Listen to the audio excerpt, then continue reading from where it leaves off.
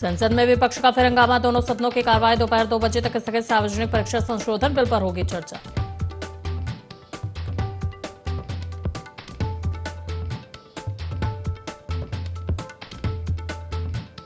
भोपाल में doctor Mohan cabinet की बैठक आज। प्रदेश हित में कई प्रस्तावों को मिलेगी हरी झंडी। महत्वपूर्ण नीतिगत और प्रशासनिक मुद्दों पर होगी चर्चा।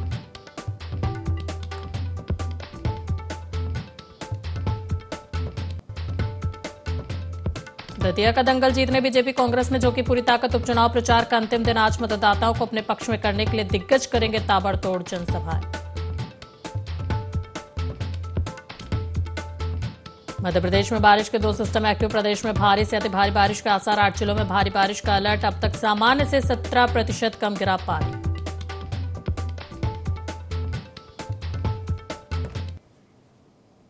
नमस्कार, आप देख रहे हैं ND24 में हूं आपके साथ जय बाजपेयी। रुक करते खबरों की ओर, जहां संसद में आज सार्वजनिक परीक्षा संशोधन बिल 2026 पर चर्चा होगी। बता दें कि विपक्ष ने भी इस पर चर्चा के लिए सहमति दे दी है। वहीं लोकसभा अध्यक्ष ओम बिरला ने बिल पर 6 घंटे की चर्चा का समय तय किया है, जिसे जरूरत पड़ने पर बढ़ाया भी जा सकता है। बता दें कि सोमवार को पेश किए गए संशोधन बिल के जरिए 2024 के कानून को और सख्त बनाया जाएगा, जहां नए प्रावधानों के तहत पेपर लीक के आरोपियों के लिए कड़ी सजा और भारी जुर्माने का प्रावधान होगा। साथ ही राज्य सरकारों और केंद्र शासित प्रदेशों को विशेष फास्ट ट्रैक कोर्ट बनाने का अधिकार मिलेगा, जहां ऐसे मामलों की रोजाना सुनवाई कर जल्द फैसला किया जाएगा।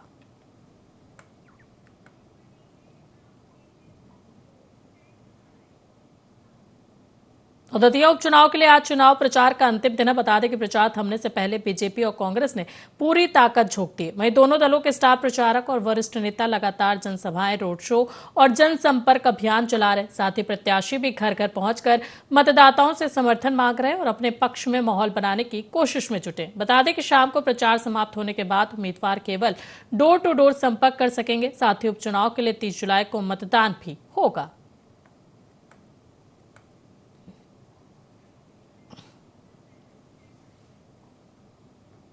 और दिल्ली में बुधवार को कांग्रेस की अहम संगठनात्मक बैठक आयोजित होगी, जिसमें विभिन्न राज्यों की कांग्रेस इकाइयों के प्रमुख शामिल होंगे। साथ ही बैठक की अध्यक्षता लोकसभा में नेता प्रतिपक्ष राहुल गांधी करेंगे। बता दें कि छत्तीसगढ़ से प्रदेश कांग्रेस अध्यक्ष दीपक बैज भी इसमें शामिल होंगे, जहां बैठक में वे प्रदेश कांग्रेस संगठन के कामकाज और मौजूदा राजनीतिक गतिविधियों पर विस्तृत रिपोर्ट भी सौंपेंगे। साथ ही जल, जंगल और जमीन जैसे अहम मुद्दों पर राहुल गांधी को प्रस्तुति देंगे, जहां दीपक बैज इस दौरान राहुल गांधी को छत्तीसगढ़ दौरे का औपचारिक निमंत्रण भी देंगे। बता दें कि बैठक में संगठन को मजबूत करने और आगामी रणनीति पर भी चर्चा होने की संभावना जताई जा रही है।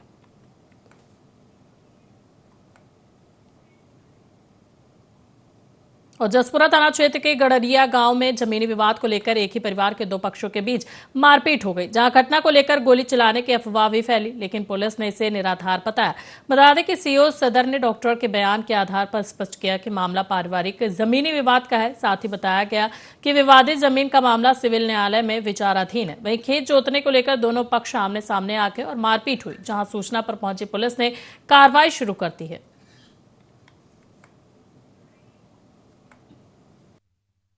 ग्राम गड़रिया थाना जसपुरा के अंतर्गत पैतृक भूमि को जोतने को लेकर के पारिवारिक 2 पक्षों में मारपीट हो गई। सूचना मिलते ही त्वरित रूप से कार्रवाई करते हुए थाना पुलिस ने सभी घायलों को इलाज हेतु CHC भिजवाया, जहां दौरान इलाज डॉक्टर ने किसी भी प्रकार की फायर आर्म इंजरी होने से स्पष्ट मना किया।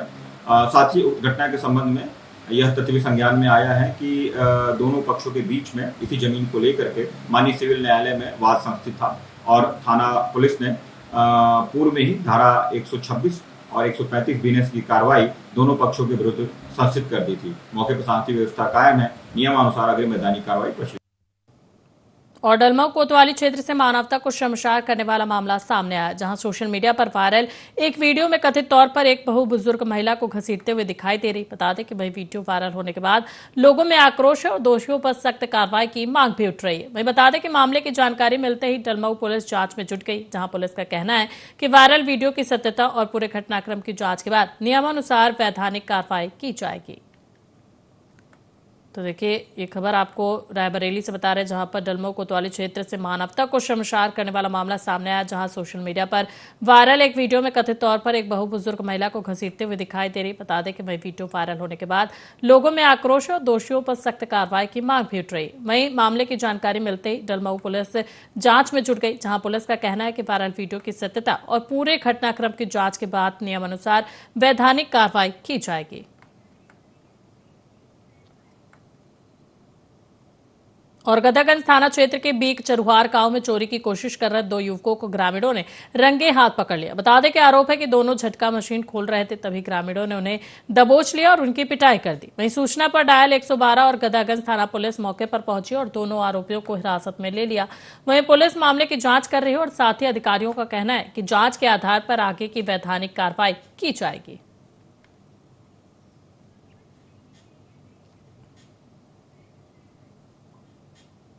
और खबर लखनऊ से, जहां अनूप शहर विधानसभा की मतदाता सूची पर सपा ने सवाल उठाए। बता दें कि 27,000 से अधिक मतदाताओं के नाम में गड़बड़ी का आरोप लगाया गया और सरनेम जोड़ने, हटाने और रिलेटिव नाम बदलने की शिकायत भी सामने आई। वहीं 448 मतदेय स्थलों की सूची में त्रुटियों का दावा किया गया। बता दें कि करीब 800 मतदाताओं की ईपीआईसी नंबर बदले जाने का आरोप है और 27,000 से ज्यादा मतदाताओं को नया पहचान पत्र देने की मांग भी की जा रही। वहीं धर्म के आधार पर नाम दर्ज होने की जांच की मांग की गई। बता दें कि सपा ने मुख्य निर्वाचन अधिकारी को ज्ञापन सौंपा है, जहां 2027 चुनाव से पहले सूची शुद्ध करने की मांग तेज हो गई है। तो देखिए ये खबर आपको लखनऊ से बता रहे, जहां पर अनूप शहर विधानसभा की मतदाता सूची पर सपा ने सवाल उठाए। बता दें कि 27,000 से अधिक मतदाताओं के नाम में गड़बड़ी का आरोप लगाया गया और सरनेम जोड़ने, हटाने और रिलेटिव नाम बदलने की शिकायत भी सामने आई, जहां 448 मतदेय स्थलों की सूची में त्रुटियों का दावा किया जा रहा है। बता दें कि करीब 800 मतदाताओं के ईपीआईसी नंबर बदले जाने का भी आरोप है।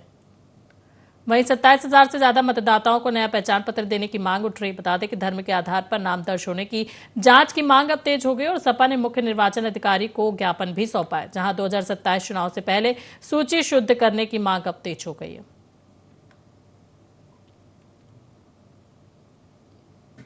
तो देखिए 27,000 से अधिक मतदाताओं के नाम में गड़बड़ी का आरोप लगाया जा रहा।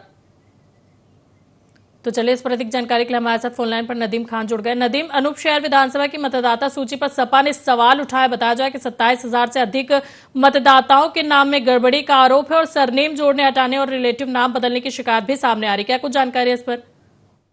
हाँ देखिए, बिल्कुल जो है आपको बता दूं कि सपा ने बुलंदशहर जिले के अनूप शहर विधानसभा सीट की मतदाता सूची में बड़े पैमाने पर इस तरह से जो आरोप लगाते हुए इसकी कुछ स्तरीय की जांच की मांग की है। साथ ही साथ आपको बता दूं कि समाजवादी पार्टी के जो प्रदेश अध्यक्ष श्यामलाल पाल की ओर से सपा नेताओं ने सोमवार के मुख्य निर्वाचन अधिकारी को कार्यालय के ज्ञापन सौंपा था।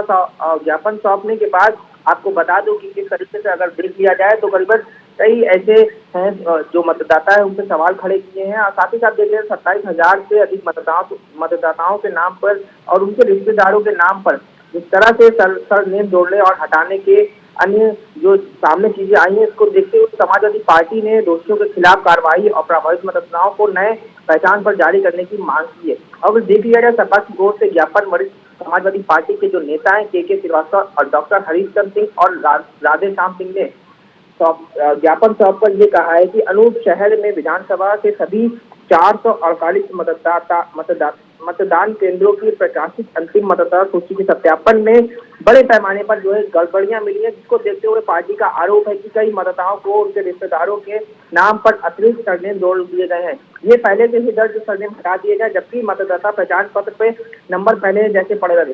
लेकिन देख लिया जाए जया तो जिस तरह से जब चुनाव नजदीक आता है तो समाजवादी पार्टी और तमाम पार्टियां ऐसी हैं जो इस तरीके के सवाल खड़े करती हैं। फिलहाल अब देखना ये होगा जिस तरह से 27,000 जो मतदाता हैं उनके नामों में जो गड़बड़ी की गई है उससे मुख्य निर्वाचन अधिकारी जो है किस तरह से संज्ञान लेते हैं। दया शहर विधानसभा की मतदाता सूची पर सपा ने सवाल उठाया। बता दें कि 27,000 से अधिक मतदाताओं के नाम में गड़बड़ी का आरोप लगाया जा रहा है और सरनेम जोड़ने, हटाने और रिलेटिव नाम बदलने की शिकायत भी सामने आ रही। नदीम, बहुत बहुत धन्यवाद आपका हमारे साथ जुड़ने के लिए, जानकारी साझा करने के लिए।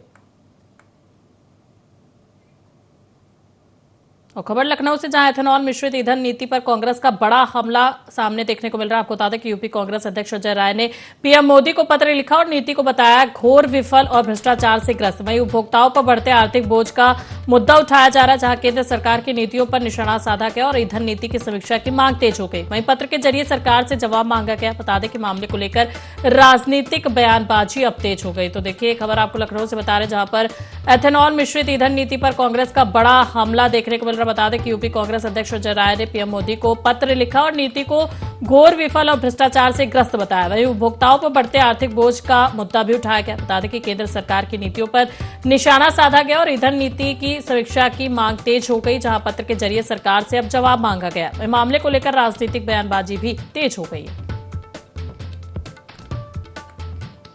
तो देखिए खबर आपको लखनऊ से बता रहे, जहां पर एथेनॉल मिश्रित ईंधन नीति पर कांग्रेस ने हमला बोला। बता दें कि यूपी कांग्रेस अध्यक्ष अजय राय ने पीएम मोदी को पत्र लिखा और नीति को घोर विफल और भ्रष्टाचार से ग्रस्त बताया। वहीं उपभोक्ताओं पर बढ़ते आर्थिक बोझ का मुद्दा उठाया गया, जहां केंद्र सरकार की नीतियों पर निशाना साधा और साथ ही ईंधन नीति की समीक्षा की मांग अब तेज हो गई, जहां पत्र के जरिए सरकार से जवाब मांगा गया और मामले को लेकर राजनीतिक बयानबाजी भी अब तेज हो गई है।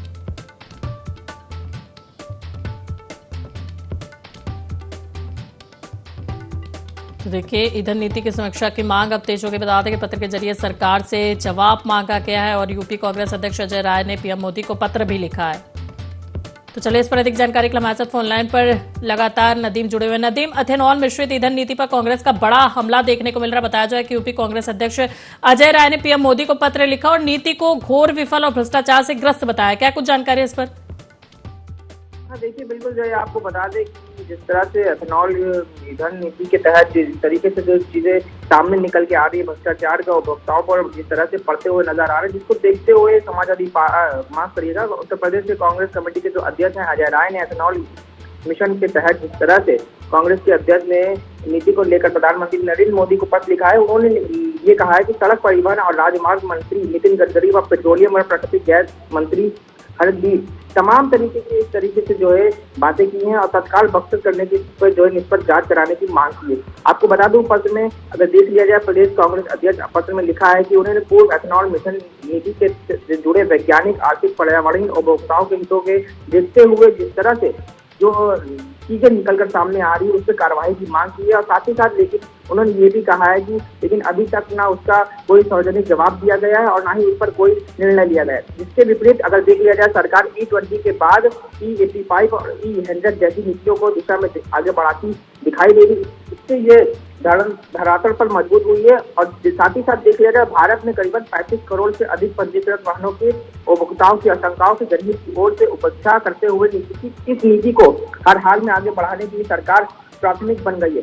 इसके बाद प्रदेश अध्यक्ष कांग्रेस ने ये कहा है कि एथेनॉल मिश्रण की नीति के तहत समर्थन ने ये कहा है कि इससे अधीर तेल पर निर्भरता घटेगी, किसानों को भी लाभ होगा और जो उपभोक्ता है उनको भी ईंधन मिलेगा। इसको लेके प्रधानमंत्री नरेंद्र मोदी को पत्र लिखा है और तमाम तरीके की बातें कही हैं और साथ ही साथ उन्होंने जो मंत्री हैं, पेट्रोलियम मंत्री है, उनको बख्शत करने की जो है मांग की है। जया एथेनॉल मिश्रित ईंधन नीति पर कांग्रेस का बड़ा हमला देखने को मिल रहा है। बता दें कि यूपी कांग्रेस अध्यक्ष अजय राय ने पीएम मोदी को पत्र लिखा और नीति को घोर विफल और भ्रष्टाचार से ग्रस्त बताया। नदीम, बहुत बहुत धन्यवाद आपका हमारे साथ जुड़ने के लिए, जानकारी साझा करने के लिए।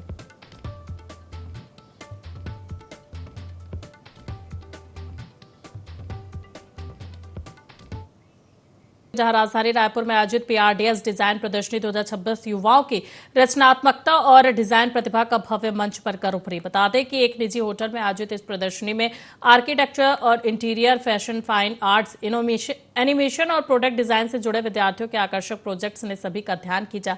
जहां कार्यक्रम में बीआरडीएस के संस्थापक एवं प्रसिद्ध डिजाइन शिक्षाविद भंवर राठौड़ ने कहा कि डिजाइन आज केवल करियर नहीं बल्कि समाज के लिए नया समाधान तैयार करने का माध्यम है।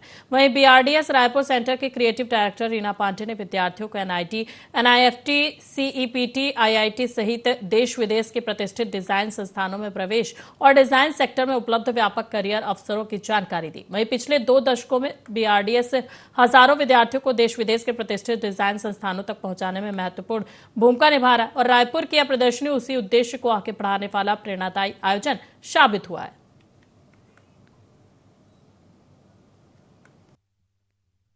डिज़ाइन स्टूडियो आज रायपुर में एक डिज़ाइन एग्जीबिशन किया है जिसमें रायपुर के सारे स्टूडेंट ने अपना आर्टवर्क रखा है। ये डिज़ाइन एग्जीबिशन 15 साल से पूरे इंडिया में हो रहा है और रायपुर में ये फर्स्ट टाइम हो रहा है।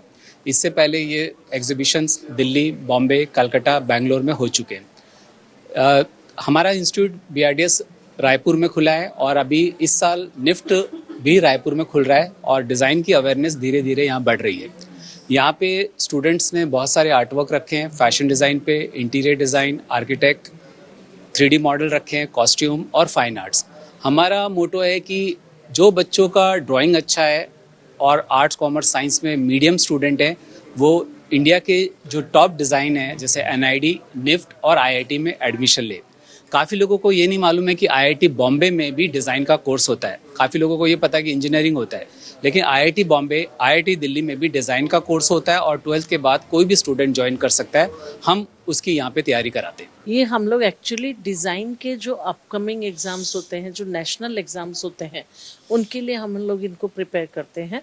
जैसे NIDs, national institute for design, अभी IITs ने भी ओपनिंग दी हुई है। पहले IIT सिर्फ टेक्निकल ग्राउंड्स के लिए देते थे, लेकिन उनको लगा कि सिर्फ टेक्निकल ग्राउंड से हम पूरी मार्केटिंग कवर नहीं कर पाएंगे।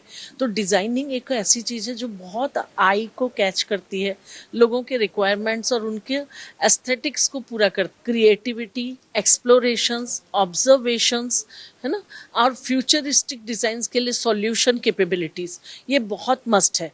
और धीरे धीरे बच्चों को हम मोल्ड करके इस लेवल पे लाते हैं कि बच्चे अपना एग्ज़ाम्स यहाँ से अपीयर कर सके। और पूरे BRDS में हमारे 96 सेंटर्स हैं अक्रॉस पैन इंडिया, और BRDS का 1 करोड़ का चैलेंज है कि हमसे बेस्ट रिजल्ट्स आज तक थ्रू आउट किसी ने नहीं दिए हैं। और भोपाल पुलिस ने संगठित अपराध और फरार अपराधियों के खिलाफ चलाए जा रहे अभियान के तहत बड़ी सफलता हासिल करते हुए 2 साल से फरार 10,000 रुपए के नामी बदमाश काला ईरानी उर्फ नजफ अली को गिरफ्तार कर लिया। वहीं निशातपुरा पुलिस ने मुरलीनगर स्थित ईरानी डेरे के पास घेराबंदी कर आरोपी को दबोचा, जहां पुलिस के अनुसार काला ईरानी वर्ष 2023 से फरार था और उसके खिलाफ गिरफ्तारी वारंट जारी था। वहीं आरोपी पर मध्य प्रदेश सहित 7 राज्यों में चोरी, हाईवे लूट, नकदी जेवर चोरी, धोखाधड़ी और पुलिस CBI अधिकारी बनकर ठगी जैसे करीब 4 दर्जन गंभीर मामले दर्ज है। वहीं पूछताछ में उसने महाराष्ट्र के अकोला में छिपकर रहने की बात कबूल की। बता दें कि पुलिस ने आरोपी की गिरफ्तारी की सूचना संबंधित राज्यों को भेज दी और फरारी के दौरान शरण देने वालों पर भी कानूनी कार्रवाई की तैयारी की जा रही है।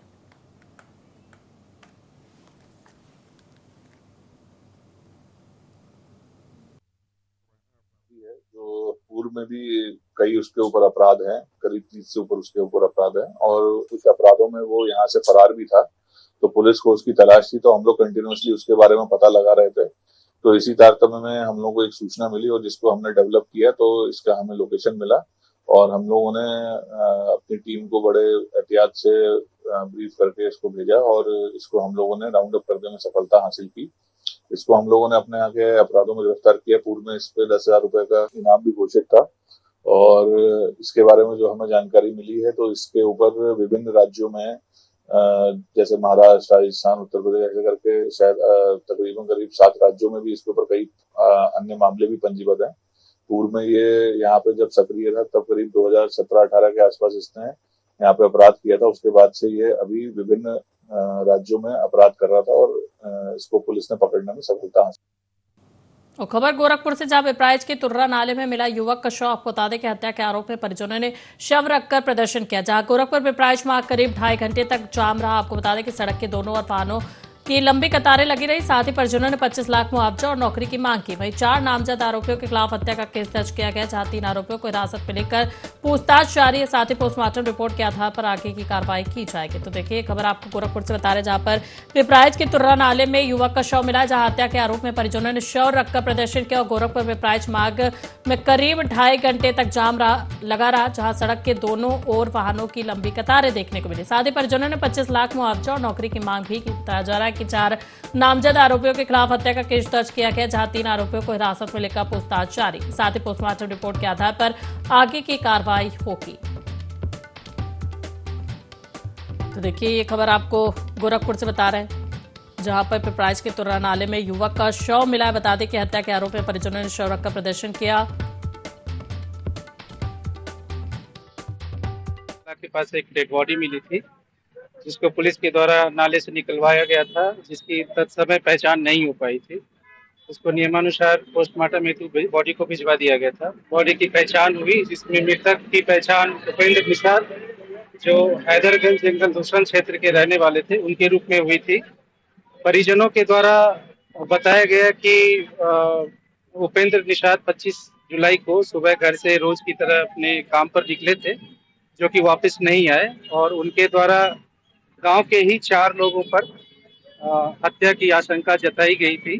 पुलिस के द्वारा तत्काल तहरीर प्राप्त कर पोस्टमार्टम रिपोर्ट के आधार पर सुसंगत धाराओं में अभियोग पंजीकृत कर दिया गया है, और आरोपी में से 3 आरोपी को पुलिस हिरासत में लेकर पूछताछ की जा रही है। पोस्टमार्टम रिपोर्ट, पंचायतनामा एवं सभी तथ्यों की गहनता से जानकारी करते हुए अग्रेतर विधिक कार्रवाई की जाए। नाले में युवक का शव मिला, जहां हत्या के आरोप में परिजनों ने शव रखकर प्रदर्शन किया। चलिए इस पर अधिक जानकारी के लिए हमारे साथ नरसिंह फोन लाइन पर जुड़ गए। नरसिंह, पिपराइच के तुर्रा नाले में युवक का शव मिला, बताया जाए कि हत्या के आरोप में परिजनों ने शव रखकर प्रदर्शन किया और गोरखपुर पिपराइच मार्ग में करीब 2.5 घंटे तक जाम लगा रहा। क्या कुछ जानकारी है इस पर? तो देखिए, सड़क के दोनों ओर वाहनों की लंबी कतारें लगी हुई। बता दें कि परिजनों ने 25 लाख मुआवजा और नौकरी की मांग की है। और खबर अंबिकापुर से, जहां फर्जी एसीबी अधिकारी बनकर वसूली की कोशिश की गई। बताते कि जिला आबकारी अधिकारी पर फोन कर दबाव बनाया गया और शराब दुकान में गड़बड़ी बताकर शराब और नकदी की मांग भी उठाई गई। इसके साथ ही गांधीनगर पुलिस ने 3 आरोपियों को गिरफ्तार किया, जहां सौरभ प्रजापति, राजेश पुरी गोस्वामी और रंजीत गुप्ता को गिरफ्तार किया गया। बता दें कि वारदात में प्रयुक्त कार पुलिस ने जब्त की और त्वरित कार्रवाई से फर्जी एसीबी गिरोह का भंडाफोड़ किया गया, जहां पुलिस मामले की जांच और पूछताछ में अब जुटी हुई है। तो देखिए, खबर आपको अंबिकापुर से बता रहे, जहां पर फर्जी एसीबी अधिकारी बनकर वसूली की कोशिश की गई। बता दें कि जिला आबकारी अधिकारी पर फोन कर दबाव बनाया गया और शराब दुकान में गड़बड़ी बताकर शराब और नकदी की मांग भी उठाई गई। इसके साथ ही गांधीनगर पुलिस ने 3 आरोपियों को गिरफ्तार किया, जहां सौरभ प्रजापति, राजेश पुरी गोस्वामी और रंजीत गुप्ता गिरफ्तार किए गए और वारदात में प्रयुक्त कार पुलिस ने जब्त की है।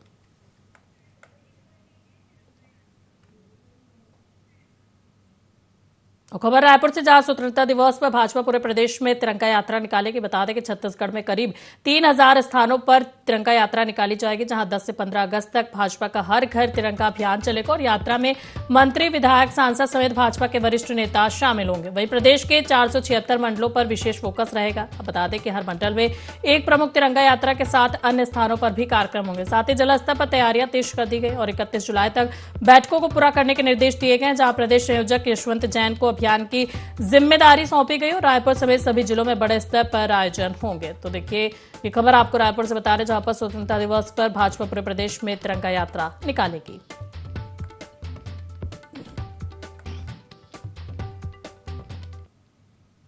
चले बढ़ते अगली खबर की, जहां कलेक्टर कुणाल दुदावत ने जनदर्शन कार्यक्रम में जिले के ग्रामीण और शहरी क्षेत्रों में पहुंचे लोगों की समस्याएं सुनी। आपको बता दें कि सभा कक्ष में आयोजित जनदर्शन में विभिन्न विभागों से 123 आवेदन प्राप्त हुए, जहां कलेक्टर ने सभी आवेदनों को संबंधित विभागों को भेजते हुए गंभीरता से जांच कर निर्धारित समय सीमा में निराकरण करने के निर्देश दिए। वहीं जनदर्शन में अंत्योदय पात्रता कार्ड, वन पट्टा पंजीयन, छात्रवृत्ति, प्रधानमंत्री आवास योजना, मानदेय शिक्षक भर्ती में अनियमितता, जमीन सीमांकन, बैटरी ट्राई साइकिल, बिजली बिल अतिक्रमण, सड़क मरम्मत और पेंशन और मुआवजा समेत कई मामलों से जुड़े आवेदन सामने आए, जहां कलेक्टर ने अधिकारियों से जन समस्याओं का त्वरित और गुणवत्तापूर्ण समाधान सुनिश्चित करने को कहा है।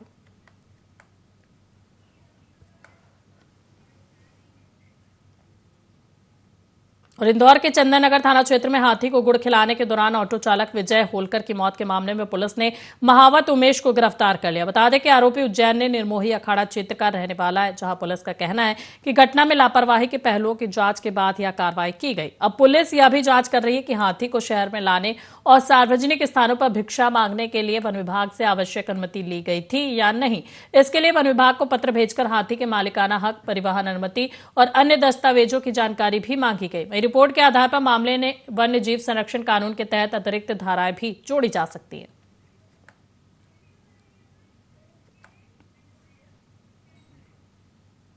कोरबा के छुरीकला स्थित एकलव्य आवासीय विद्यालय में अव्यवस्थाओं को लेकर छात्रों का आक्रोश सामने आया। बता दें कि बड़ी संख्या में छात्रों ने कटघोरा विधायक प्रेमचंद पटेल और जिला पंचायत अध्यक्ष की गाड़ियों को घेर कर अपनी समस्याएं बताई। इन छात्रों ने विद्यालय के प्राचार्य डॉक्टर अहमद खान को हटाने की मांग करते हुए आरोप लगाया कि उन्हें दूषित भोजन और पीने का पानी दिया जा रहा है, जहां छात्रों का कहना है कि खाने की थालियों में कीड़े मिले हैं, जबकि एक्सपायरी डेट के खाद्य पदार्थ और दवाइयां भी वितरित की गई। शिकायत के बाद विधायक ने मामले को गंभीरता से लेते हुए सहायक आयुक्त को जांच के निर्देश दिए और अब जांच रिपोर्ट के आधार पर आगे की कार्रवाई की जाएगी।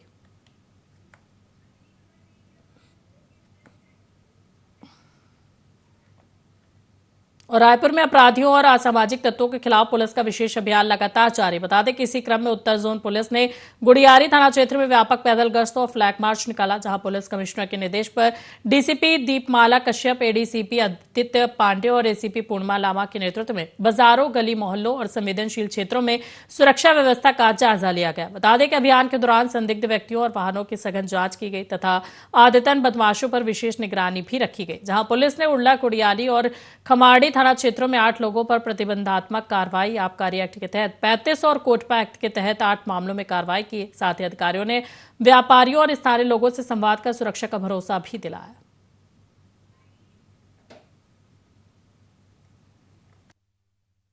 लगातार 2 दिनों से नॉर्थ जोन में फ्लैग मार्च किया गया है, जहां पर अड्डेबाजों और शराबखोरों पर कार्रवाई की गई है। लगभग 70 व्यक्तियों के ऊपर कार्रवाई की गई है, जिसमें से 8 प्रकरण 170 के थे, 8 प्रकरण कोटपा के थे और 52 प्रकरण आबकारी एक्ट के तहत किए गए हैं। लगातार हमारी पेट्रोलिंग चल रही है ताकि असामाजिक तत्वों पर नकेल कसी जा सके और ये लगातार कार्रवाई जारी रहेगी। और फिलहाल के लिए खबरों में इतना ही। बने रहिए NT24 के साथ। नमस्कार।